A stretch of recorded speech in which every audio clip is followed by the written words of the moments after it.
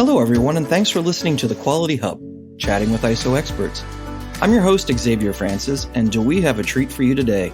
I'm here with AJ Puylara, National Sales and Marketing Manager at NQA, which is a global certification body. And we'll be continuing with part 2 of our series entitled, Let's Just Take a Little Peek Here, where we'll be expanding on what registrars and auditors look for in an audit. So last week, we ended with the stages of an audit.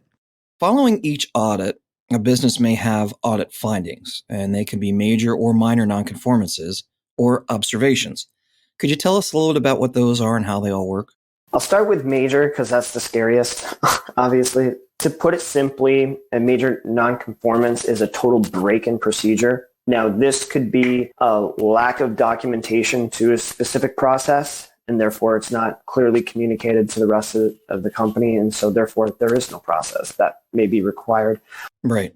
Another route to get a major nonconformity, which this obviously wouldn't be in the initial certification process, but let's say after the stage 2, there were 5 minor nonconformances, and all right, we determined root cause, we issued our corrective action response, auditor signs off, yada, yada, yada. Well, first surveillance coming up, the auditor is going to follow up on those minors.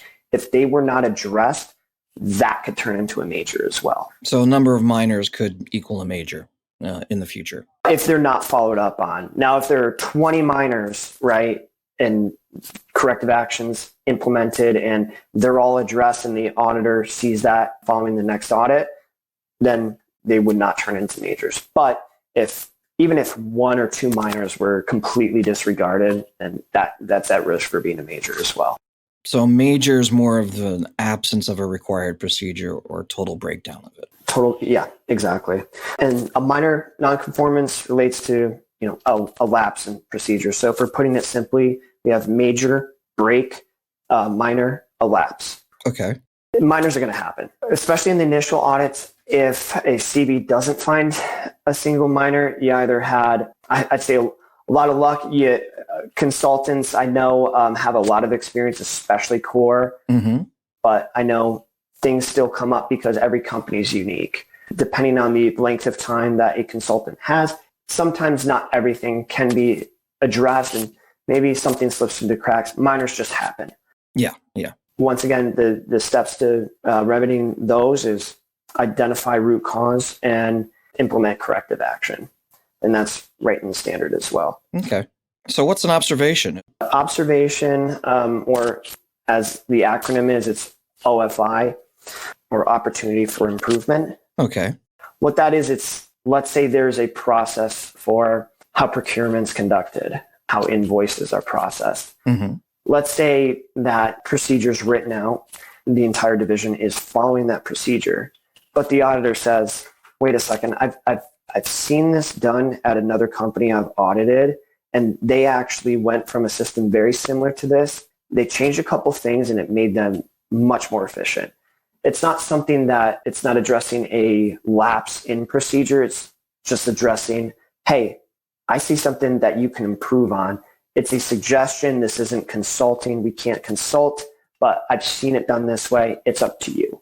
So it's not telling them what to do, or how to do it. They're just, hey, you might be able to improve on this. Yeah. So that's all. It's something that wouldn't constitute a minor or be defined as a lapse in procedure.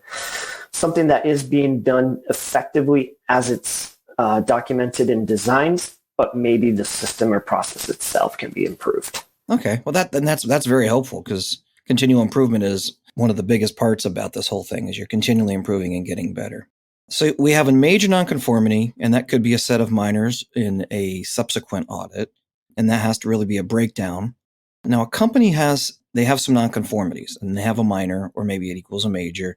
You mentioned a little bit about corrective action, but could you go kind of through a little bit of what their next steps would be? Yep. So all the findings obviously need to be documented, and it is a requirement that a corrective action response or corrective action plan detailing, corrections and quote unquote containment of the nonconformity, root cause analysis, and, planned actions or procedures to prevent that from happening again. And I would say this is probably in most cases, but up to the auditor, they may recommend that the organization submits objective evidence to support closure of the finding. So what is submitting objective evidence? What does that mean? I'm going to use the procurement example again, but I'm going to turn that one into a minor.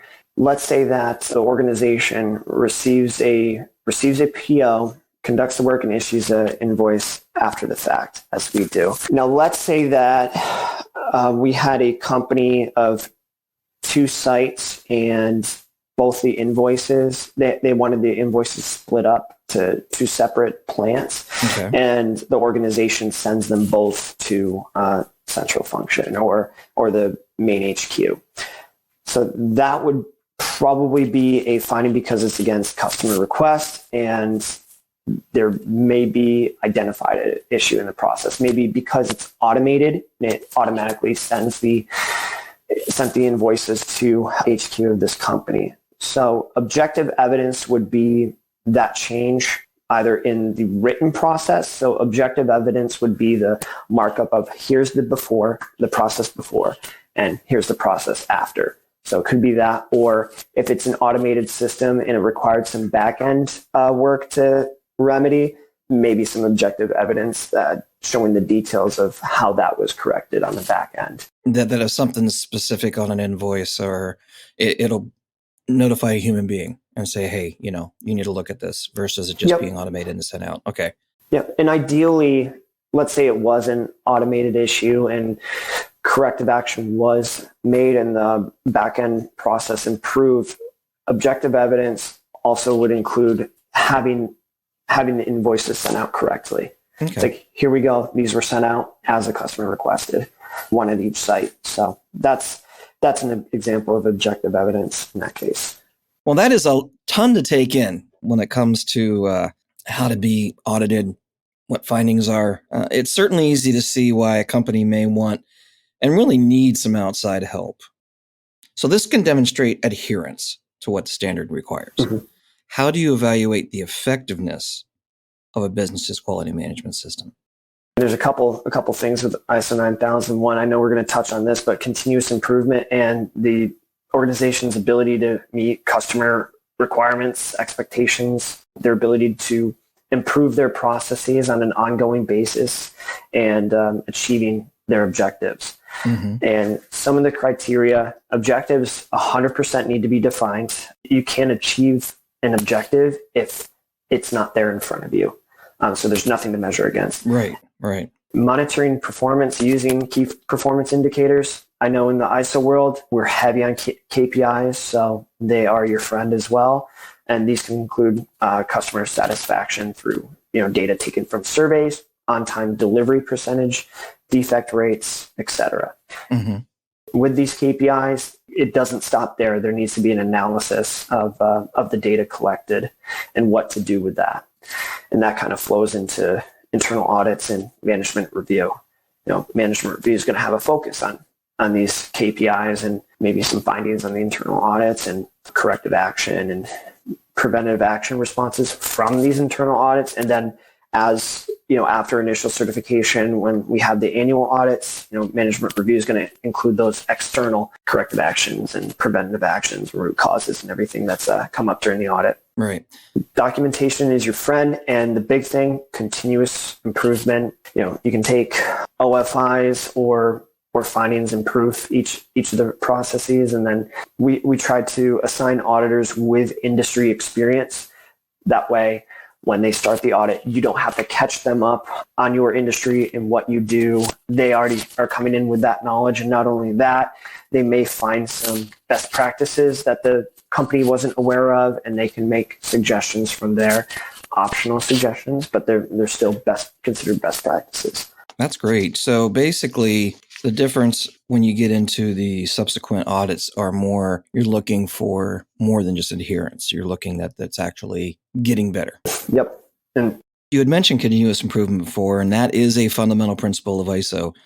How do you assess that in an organization's commitment to continuously improve? Following what I said earlier, the approach to the effectiveness of the QMS will ultimately lead to continuous improvement because of the discipline behind it. Mm-hmm. Following the standard and the expectations of of improving the QMS will lead to continuous improvement. Like I said, one of the key focuses of ISO 9001 is customer satisfaction. So using knowledge, evidence gathered through effective monitoring, measuring of processes, the next step is to make improvements to enhance customer satisfaction. That could be to specific products or services, relating to the customer experience, to the methods and resources used, whether there's a more efficient supplier to provide resources to manufacture a specific product. Maybe the quality in a supplier's resources has declined, and then you source another, et cetera. Right. So all that's going to show that they've been effective, and we see continuous improvement. And continuous improvement, plain and simply, could be just to the quality management system itself. And then, review of internal audits. And during your management reviews, it's key that companies are looking and monitoring the correct things. Okay. This is an opportunity to adjust the system as they see fit. It's not a prescription. It's more of a blueprint. Let's help you run your business to the best of its ability without changing the essence of how you run your business. So if current customer requirements are being met, are there amendments or things that need to be addressed for future requirements? Are there any areas where the company can be more efficient? Perhaps, these have been brought up during the internal audits. So you're really continually refining the system. And I know that you just touched on this now. It's great how ISO standards, they don't tell you how to do it. They let you determine how you're going to do some of these things, what's important to you. And it keeps that essence of your company still there, even though you're able to get better and continually improve. Absolutely. If there are any issues, companies can see if any corrective action taken was effective at preventing the problem from reoccurring. So that's one question that needs to be asked. If a company went for a short-term fix, this is now the time to work on the long-term improvements to solve the issues. You have the Band-Aid fix, and then you have the long-term solution. And when non-conformances occur, including complaints, companies need to keep a full record, including what happened, what actions were taken at the time, and the results of any further corrective actions implemented. And an auditor is going to want to see that. Yep. Everything needs to be documented. So, and that's key in respect of a nonconformity as objective evidence for your external auditor. So tying back into objective evidence being your friend. If there's already a system in place for recording these things, there's no need to create a new one, providing that all the necessary information is being captured as determined by ISO 9001. The existing records should be sufficient. So basically, documentation seems paramount in proving you've made the appropriate responses needed for corrections and improvement. Now, many companies are multifaceted, and they can have improvement needs in multiple areas. How can they handle all that continual improvement? Continual improvement, obviously, we know it is a requirement of ISO 9001. However, it doesn't mean that companies are just to make improvements just for the sake of doing it, right? And this is where, management review is important, as well as the information from the internal audits. Having quality objectives aligned with strategic direction provides unity of purpose, and it ensures that actions throughout the organization are working together towards the same goal. So you don't have to necessarily work on everything at once. That's why you're not just certified once. You can continually grow. Yep. And once you've gotten something wrangled in, okay, we're doing well, we've had good on-time delivery, we move on to something else that we can look at and improve on, correct? 100%. A lot of companies, they'll ask about it. They had a customer requirement, and they don't know what it is or what it really truly takes. And sometimes they've already done some of the legwork and they think they're ready, but really this isn't just a checklist, right? It's a culture. That's what ISO is. It's an evolution of the culture of a organization.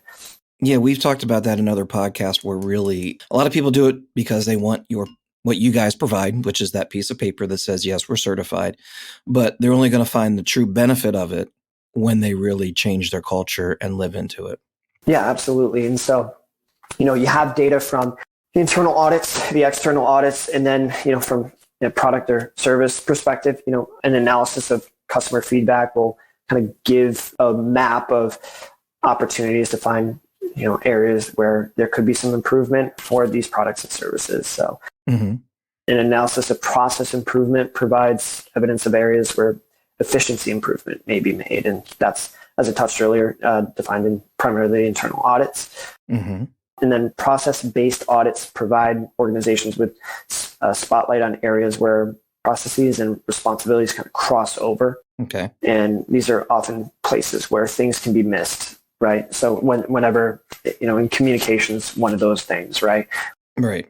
Whenever there's a handoff of communication or data or documentation or feedback, that's when things tend to slip through the cracks. And no matter what a third-party consultant or organization internally does during the implementation phase, things still slip through the cracks because there is the human error factor that comes into play. And, communication is one of those things where it does slip through.